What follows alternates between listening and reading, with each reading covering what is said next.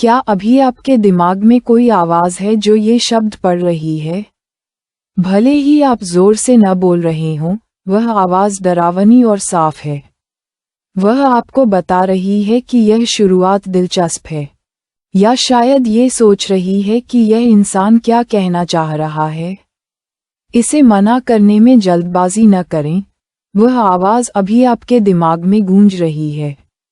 यह आपका सबसे करीबी साथी है, जिसे आप खुद मानते हैं। लेकिन क्या होगा अगर मैं आपसे कहूं कि यह आवाज आप बिल्कुल नहीं है, और यह आपके जिंदगी भर के दर्द, एंग्जाइटी, नींद न आने और डर की जड़ भी है?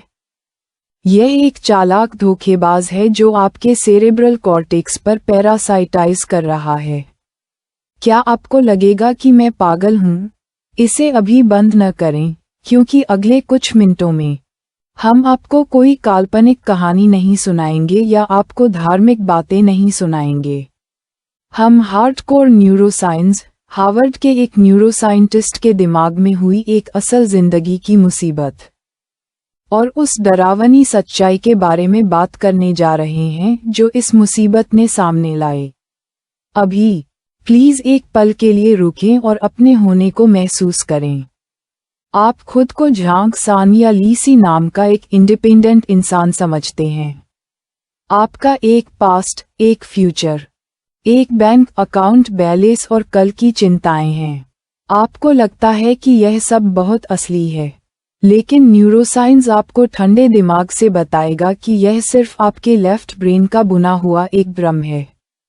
हर कोई जानता है कि इंसान का ब्रेन 2 हिस्सों में बंटा होता है, लेकिन जो बात आपको शायद पता नहीं होगी वह ये है कि आपका लेफ्ट और राइट ब्रेन असल में 2 बिल्कुल अलग अलग चीजें हैं। उनकी पर्सनैलिटी बहुत अलग होती है, और यहाँ तक कि उनके दुनिया को देखने का नजरिया भी बिल्कुल अलग होता है। जो आपके दिमाग में लगातार बातें करता रहता है और जज करता रहता है। दुनिया को मैं और तुम, अच्छा और बुरा, पास्ट और फ्यूचर में बांटता रहता है, वह लेफ्ट ब्रेन है। यह एक कंट्रोल फ्रीक, लॉजिक का दीवाना, बिना थके कमेंट करने वाला है। और आपका राइट ब्रेन, यह अभी चुपचाप काम कर रहा है, लेकिन बोलता नहीं है।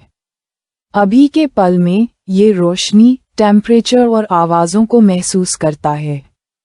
इसे टाइम का कोई आइडिया नहीं है। दाहिने दिमाग की समझ में आप, हवा, स्क्रीन और यूनिवर्स की हर चीज एक जुड़ा हुआ एनर्जी फील्ड है। क्या ये बौद्ध धर्म के डिफरेंशिएशन और नॉन सेल्फ के कॉन्सेप्ट जैसा नहीं लगता? हाँ, सबसे एडवांस्ड न्यूरोसाइंस अपनी सबसे दूर की पहुंच में अचानक हजारों साल पहले के जैन बौद्ध धर्म से जुड़ जाता है। और जिसने ये राज खोला वह कोई ऊंचे पद का साधु नहीं था, बल्कि हार्वर्ड की एक महिला साइंटिस्ट जिल टेलर थीं। उन्होंने अपने स्ट्रोक का इस्तेमाल किया, जिसे आमतौर पर सेरेब्रल हेमरेज के नाम से जाना जाता है, ताकि पूरी इंसानियत के लिए एक बहुत खतरनाक लेकिन बहुत कीमती लाइव एक्सपेरिमेंट किया जा सके। यह एक आम सुबह हुआ। 37 साल की जिल टेलर एक्सरसाइज कर रही थीं। तभी उन्हें अचानक अपनी बाईं आंख के पीछे तेज दर्द महसूस हुआ, जैसे किसी ने उनके सिर के अंदर पटाखा फोड़ दिया हो। एक ब्रेन साइंटिस्ट होने के नाते वह अभी भी शांति से स्थिति का एनालिसिस कर रहे थे। यह एक अजीब वैसोकॉन्स्ट्रिक्शन था, लेकिन जल्द ही असलियत टूटने लगी। वह नल चालू करने के लिए बाथरूम में गए, लेकिन उन्हें एक अजीब घटना का सामना करना पड़ा। उन्होंने पानी के बहने की आवाज सुनी, पानी का टेम्परेचर महसूस किया, लेकिन उनका दिमाग इन बिखरी हुई जानकारी को शॉवर लेने के कॉन्सेप्ट में नहीं मिला सका। फिर कुछ और भी डरावना, या शायद और भी चमत्कारी हुआ। उन्होंने अपने हाथ को देखा। जिल टेलर का वह जाना पहचाना हाथ अचानक अजीब हो गया। उन्हें अब स्किन और मसल्स नहीं, बल्कि अनगिनत नाचते हुए एटम और मॉलिक्यूल्स दिखाई दिए। उन्होंने पाया कि उनके शरीर के किनारे धुंधले होने लगे, जैसे स्याही की एक बूंद समुद्र में घुल रही हो। उसे महसूस नहीं हो रहा था कि उसका हाथ कहाँ है, दीवार कहाँ है। वह बाथरूम की दीवार, शावर के पानी और हवा में मिल गया। उसी पल उसके दिमाग में लगातार चलने वाली आवाज, उसके बाएं दिमाग का रेडियो स्टेशन, शांत हो गया। सोचिए, अगर आपके दिमाग की वह आवाज जो लगातार ये तय कर रही है कि आप सही कर रहे हैं या नहीं, आपने कुछ गलत कहा है या नहीं, या कल की मीटिंग के बारे में क्या करना है, उसे जबरदस्ती चुप करा दिया जाए, तो आप घबरा जाएंगे, है ना? जिल टेलर ने सोचा था कि वह घबरा जाएगा, लेकिन सच इसका उल्टा था। इसके उलट, जब बाएं दिमाग का सेल्फ फंक्शन बंद हो गया, जब मैं का लेबल हट गया, तो वह एक ऐसी शांति में चली गई जो पहले कभी नहीं हुई, बहुत ज्यादा जबरदस्त थी। कोई अतीत नहीं था, क्योंकि बाएं दिमाग का हिप्पोकैम्पस, जो यादें स्टोर करने के लिए जिम्मेदार था, ऑफलाइन था। कोई भविष्य नहीं था, क्योंकि प्रीफ्रंटल कॉर्टेक्स, जो प्लानिंग और एंजाइटी के लिए जिम्मेदार था, वह भी डिस्कनेक्ट हो गया था। सिर्फ शुद्ध वर्तमान बचा था। उसने उस एहसास को एकदम आनंद, निर्वाण बताया। बाथरूम में यह जिंदगी और मौत का पल था, लेकिन उसका दिल खुश हो रहा था। वाह, ये कितना बढ़िया है, ये कितना शांत है ना अजीब? हम अपनी पूरी जिंदगी तथाकथित खुशी, शांति और आज़ादी पाने में बिता देते हैं। हम पैसे कमाने, घर खरीदने और दूर पहाड़ों और जंगलों में मेडिटेशन करने के लिए जी तोड़ मेहनत करते हैं। लेकिन आखिर में खुशी का ये सबसे बड़ा एहसास हमेशा हमारी खोपड़ी के अंदर, दाहिने दिमाग के उस शांत कोने में छिपा रहता है, जिसे सिर्फ हावी और शोर मचाने वाला बायां दिमाग रोक देता है। हम सोने की खान की रखवाली करने वाले भिखारियों की तरह हैं, जिन्हें हमारा अपना बायां दिमाग बेवकूफ बना रहा है। इस समय आप पूछ सकते हैं, जब बायां दिमाग इतना बुरा है, तो हम इसे काट क्यों नहीं देते? क्या सबके लिए खुशी की हालत में रहना बेहतर नहीं होगा? बेवकूफ मत बनो, चीजें इतनी आसान नहीं हैं। अगर जिल टेलर हमेशा उसी हालत में रहती, तो वह सच में बहुत खुश होती, लेकिन वह एक लार टपकाने वाली, लाचार सब्जी भी बन जाती, जो अपना ख्याल नहीं रख पाती। हर चीज के साथ एक होने की उस हालत में, वह इमरजेंसी कॉल भी नहीं कर पाएगी, क्योंकि कॉल करने के लिए मैं और फोन में फर्क करना होता है, और लॉजिकल सीक्वेंस की जरूरत होती है। और यह सब लेफ्ट ब्रेन का काम है। उस सुबह जिल टेलर की सबसे मुश्किल लड़ाई मौत से लड़ाई नहीं थी, बल्कि दो दुनियाओं के बीच लगातार उतार चढ़ाव थी। जब भी उसका लेफ्ट ब्रेन थोड़ी देर के लिए फिर से जुड़ता, तो वह समझदार आवाज चिल्लाती, जिल, मदद लो, तुम मरने वाली हो। और वह दर्द से खुशी से वापस इस सीमाओं और अलगाव की सच्चाई में खींची जाती। एक बिजनेस कार्ड पर डॉक्टर का फोन नंबर समझने की कोशिश करती, लेकिन उस थोड़ी देर की कोशिश के बाद उसका लेफ्ट ब्रेन फिर से बंद हो जाता, और वह कॉस्मिक एनर्जी के उस बेहिसाब समुद्र में वापस चली जाती। यह इंसानी वजूद का सबसे बड़ा उदाहरण है। हम जिंदा रहने के लिए अपने लेफ्ट ब्रेन पर निर्भर हैं। हमें ट्रैफिक लाइट में फर्क करने, बैंक पासवर्ड याद रखने, सड़क और पैदल चलने वालों के बीच फर्क करने के लिए इसकी जरूरत होती है। लेफ्ट ब्रेन हमारे जिंदा रहने की जगह है, जो हमें इस दुनिया में काबिल इंसान बनने में मदद करता है। लेकिन ये टूल बहुत ज्यादा पावरफुल है, बहुत ज्यादा हावी है। इसने सेक्रेटरी की अपनी छोटी सी भूमिका को छीन लिया है और तानाशाह बन गया है। ये सिर्फ सर्वाइवल की जानकारी प्रोसेस करने से खुश नहीं है, ये कहानियां बुनना शुरू कर देता है।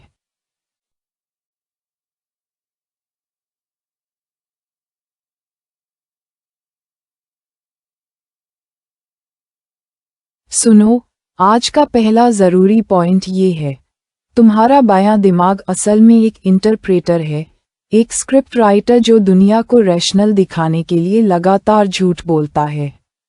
क्या तुम्हें कभी ऐसा अनुभव हुआ है?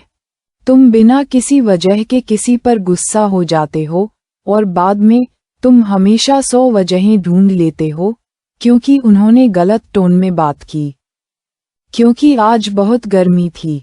लेकिन असली न्यूरोलॉजिकल वजह शायद ये हो सकती है कि तुम्हारा ब्लड शुगर कम था, या दूसरे इंसान पर किसी खास परफ्यूम की खुशबू ने तुम्हारे बचपन की कोई बुरी सबकॉन्शियस याद दिला दी हो। लेकिन बायां दिमाग इन चीज़ों की परवाह नहीं करता। उसे तुम्हें एक लॉजिकल एक्सप्लेनेशन देना पड़ता है ताकि यह भ्रम बना रहे कि तुम एक रैशनल इंसान हो। हमारी सारी तकलीफ बाएं दिमाग के ओवर इंटरप्रिटेशन से आती है। तुम्हारे बॉस ने बिना कुछ कहे तुम्हारी तरफ देखा, दायां दिमाग देखता है कि बॉस की नज़रें बस तुम पर घूम गईं, ये बस एक फिजिकल फैक्ट है। लेकिन तुम्हारा बायां दिमाग तुरंत फट पड़ता है। क्या वह मुझसे नाखुश है? क्या मैंने कुछ गलत किया? क्या वह पावरपॉइंट प्रेजेंटेशन काफ़ी अच्छी नहीं थी? मेरी नौकरी जाने वाली है। मॉर्गेज का क्या? भले ही बॉस पिछली रात ठीक से न सो पाने की वजह से थका हुआ हो और उसकी आंखें सूखी हों। आपके लेफ्ट ब्रेन ने आपके दिमाग में पहले ही एक ऐसी ट्रेजेडी रच दी है जिसे शेक्सपियर भी नहीं लिख सकते। इस सोची हुई मुसीबत की वजह से आपका दिल तेजी से धड़कता है, आपका कोर्टिसोल लेवल बढ़ जाता है और आपको पूरी रात नींद न आने की दिक्कत होती है। इसे क्या कहते हैं? इसे खुद से होने वाला दुख कहते हैं। बौद्ध धर्म कहता है कि सभी समझदार लोग दुख उठाते हैं, लेकिन ये दुख पैसे या पावर न होने की वजह से नहीं है। यह आपके दिमाग में इस इंटरप्रेटर द्वारा कैद होने, उसकी बनाई स्क्रिप्ट में जीने की वजह से है, न कि असली दुनिया में जीने की। जिल टेलर ने अपने टूटे हुए लेफ्ट ब्रेन को धीरे धीरे वापस जोड़ने में 8 साल लगाए। उसे फिर से सीखना पड़ा कि बच्चे की तरह कैसे बोलना है।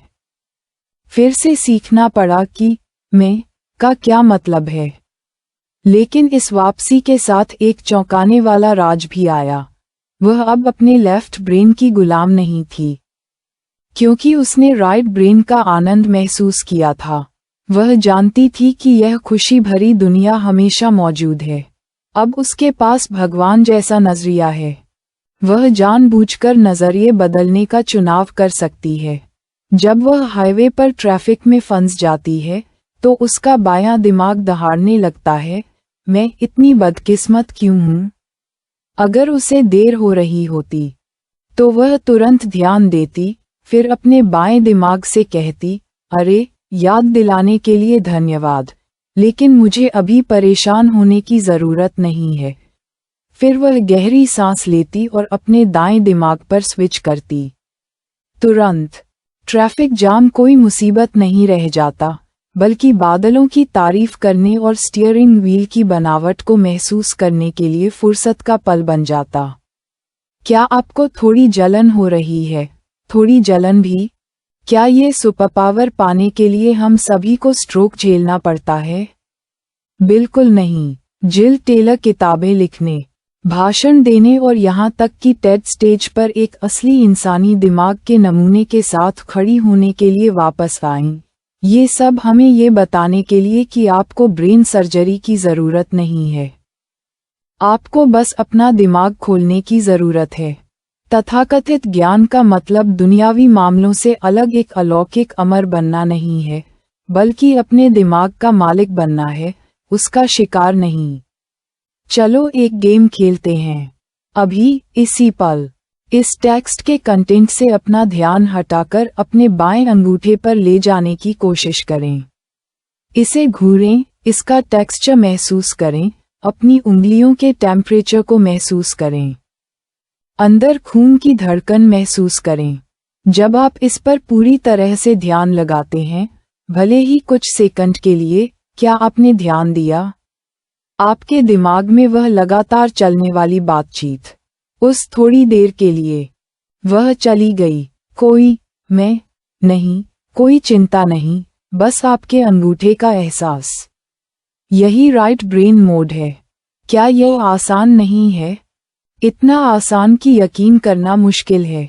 हम हमेशा सोचते हैं कि स्पिरिचुअल प्रैक्टिस के लिए अनगिनत मुश्किलों, दुखों और तपस्या से पार पाना पड़ता है।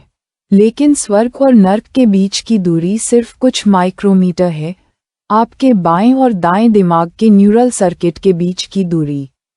लेकिन हम हमेशा ऐसा क्यों नहीं कर पाते? हम हमेशा अपने बाएं दिमाग के गड्ढे में क्यों डूब जाते हैं?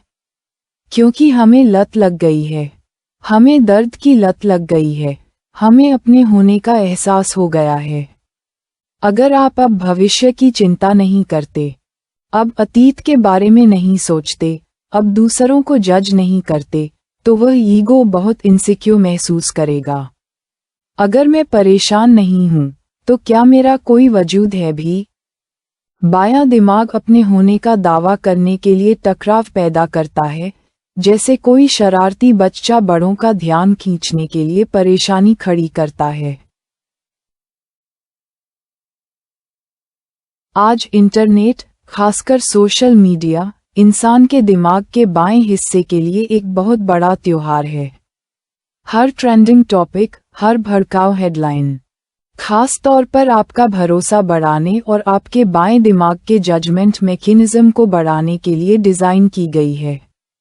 आप गुस्से में उस पर क्लिक करते हैं, किसी का पक्ष लेते हैं और कमेंट करते हैं, ये सोचकर कि आप सोच रहे हैं, लेकिन असल में आप बस एल्गोरिदम और दिमाग के बाएं हिस्से के इलेक्ट्रिकल करंट से बह रहे होते हैं। आपको लगता है कि आप दुनिया देख रहे हैं, लेकिन आप सिर्फ भावनाओं का दोबारा आना देख रहे होते हैं। जिल बोल्टे टेलर का साइंटिफिक और ज़ेन जैसा नुस्खा 90 सेकंड का नियम कहलाता है। यह एक फिजियोलॉजिकल प्रिंसिपल है। जब कोई भावना, जैसे गुस्सा, एंग्जाइटी या डर, बाहरी स्टिमुलस से ट्रिगर होती है, तो उससे जुड़े केमिकल आपके ब्लड स्ट्रीम में बहते हैं और सिर्फ 90 सेकंड में मेटाबोलाइज हो जाते हैं। फिजियोलॉजिकली, कोई भी भावना सिर्फ 90 सेकंड तक रहती है। लेकिन अपनी पत्नी के साथ आखिरी बहस के बाद आप पूरे 3 दिन तक गुस्से में क्यों रहे? 10 साल पहले की एक शर्मनाक घटना से आप अब भी क्यों परेशान हैं? ऐसा इसलिए है क्योंकि 90 सेकंड के बाद आप, या यूं कहें कि आपका बायां दिमाग, उस सीन को बार बार दोहराता रहता है। बार बार आपके दिमाग में उस कहानी को दोहराता रहता है, जिससे केमिकल रिएक्शन फिर से शुरू हो जाता है। आप उस दर्द से चिपके रहते हैं, बार बार खुद को जहर का इंजेक्शन देते रहते हैं। इसलिए अगली बार जब गुस्सा या चिंता आए, तो देखने की कोशिश करें। खुद से कहें, ओह, मेरे दिमाग का बायां सर्किट फिर से एक्टिव हो गया है, एड्रेनालाइन बढ़ रहा है। फिर न बोलें, न फैसले लें, न मैसेज भेजें। अपनी घड़ी देखें, 90 सेकंड गिनें, गहरी सांस लें। फर्श पर अपने पैरों को महसूस करें, बाहर चिड़ियों की आवाज़ सुनें। उस फिजियोलॉजिकल रिएक्शन को ज्वार की तरह उठने और गिरने दें, बिना उसमें और कुछ जोड़े। यह अपने आप गायब हो जाएगा। यह अनासक्ति है। ये जाने देना है। यह नैतिक खेती पर निर्भर नहीं करता। ये फिजियोलॉजिकल मैकेनिज्म की गहरी समझ पर निर्भर करता है। मैं चाहता हूं कि आप एक गहरे सवाल पर सोचें। अगर बायां दिमाग मेरे भ्रम पैदा करता है और दायां दिमाग पूरी दुनिया से जुड़ता है, तो मरने पर क्या होगा? जिल बोल्टे टेलर के अनुभव के अनुसार मौत शायद अंत नहीं है, बल्कि बाएं दिमाग के इंटरप्रेटर का पूरी तरह से बंद हो जाना है। जब वह आवाज़ जो आपको आपके छोटे से शरीर तक सीमित रखती है, आखिरकार बंद हो जाती है, तो जो बचता है वह शायद दाएं दिमाग की बहुत बड़ी और हमेशा के लिए शांतिपूर्ण स्थिति हो सकती है। शायद मौत उस खुशी की ओर वापसी है, जो स्वर्ग के किसी भी धार्मिक विवरण से ज्यादा ठोस और सुकून देने वाली लगती है। बेशक हम अभी भी जिंदा हैं, हमें अभी भी किराया देना है। और हमें अभी भी जिंदगी की रोजमर्रा की बातों से निपटना है। लेकिन इस ब्रेन मोड के होने के बारे में जानना ही अपने आप में एक बड़ी आज़ादी है। इसका मतलब है कि आपके पास बचने का एक रास्ता है। जब आप जिंदगी के बोझ से दबे हों, जब आप दूसरों की गॉसिप से घिरे हों, जब आपको लगे कि पूरी दुनिया ने आपको निराश किया है, तो याद रखें कि आप हमेशा उस पॉज बटन को दबा सकते हैं। भले ही यह सिर्फ एक पल के लिए हो, कॉफी पीते हुए, कॉफी की खुशबू पर ध्यान देते हुए, भले ही यह सिर्फ एक पल के लिए हो, अपने चेहरे पर हवा के एहसास पर ध्यान देते हुए, उस पल में आप बुद्ध हैं, उस पल में आप यूनिवर्स हैं। इन बिखरे हुए राइट ब्रेन के पलों को कम मत समझो। ये तुम्हारी जिंदगी में सांस लेने के छेद हैं। अगर जिंदगी की तुलना एक लंबे, दम घोंटने वाले डाइव से की जाए, तो ये वो पल हैं जब तुम अपनी सांस पकड़ने के लिए ऊपर आते हो। अगर तुम सांस लेना नहीं सीखते, तो तुम आखिरकार अपने लेफ्ट ब्रेन द्वारा बनाई गई एंग्जाइटी की खाई में डूब जाओगे। इस बारे में बात करते हुए, मुझसे यह उम्मीद मत करो कि मैं तुम्हें कोई अल्टीमेट गाइड दूंगा, जैसे कि हर दिन कितने मिनट मेडिटेशन करना है या कौन से मंत्र जपने हैं। मैं तुम्हें कोई नहीं दूंगा, क्योंकि जैसे ही मैं तुम्हें एक फिक्स्ड रूटीन दूंगा, तुम्हारा लेफ्ट ब्रेन तुरंत कूद पड़ेगा। ठीक है, मुझे इसे अपनी टू डू लिस्ट में जोड़ना है, मुझे अपना बेस्ट करने की कोशिश करनी है। और अगर मैं ऐसा नहीं कर पाया, तो मुझे बुरा लगेगा। देखा, लेफ्ट ब्रेन फिर से जीत गया। ये स्पिरिचुअल प्रैक्टिस को एक काम, एंग्जाइटी का एक नया सोर्स बना देता है। तो सच्ची समझदारी मज़ेदार होती है। यह आपके लेफ्ट ब्रेन पर मुस्कुराने और हंसने के बारे में है जब वह गुस्से में हो। अरे पुराने दोस्त, तुम कुछ ज्यादा ही एक्साइटेड हो रहे हो, है ना? ये बिना किसी जजमेंट या बुराई के खुद को आईने में देखने के बारे में है, लेकिन जिंदगी के चमत्कार को देखने के बारे में है। जैसे जिल बोल्टे टेलर अपने एटम को देखती हैं। आपको अपने लेफ्ट ब्रेन के साथ एक बदमाश की तरह बर्ताव करना सीखना होगा। उसकी बात सुनें, लेकिन उसे बहुत सीरियसली न लें। उसे काम के लिए इस्तेमाल करें, लेकिन उसे अपना दिल न दें। आपको अपना सच्चा प्यार अपने राइट ब्रेन के लिए, आज के उन बेकार, खूबसूरत पलों के लिए बचा कर रखना चाहिए। इस आर्टिकल के आखिर में, मैं कुछ भी समराइज नहीं करना चाहता या कोई नतीजा नहीं निकालना चाहता। मैं बस आपको एक काम बताना चाहता हूँ, एक ऐसा काम जो आप अभी, तुरंत कर सकते हैं। आप जहाँ भी हों, यह वीडियो बंद कर दें। अपनी आंखें बंद करें, गहरी सांस लें, और फिर खुद से एक सवाल पूछें, लेकिन उसका जवाब शब्दों से न दें, बस उसे महसूस करें। अगर मैं पास्ट या फ्यूचर के बारे में नहीं सोचता, तो इस पल में मुझ में क्या कमी है? उस शांत आवाज को सुनें। Good night.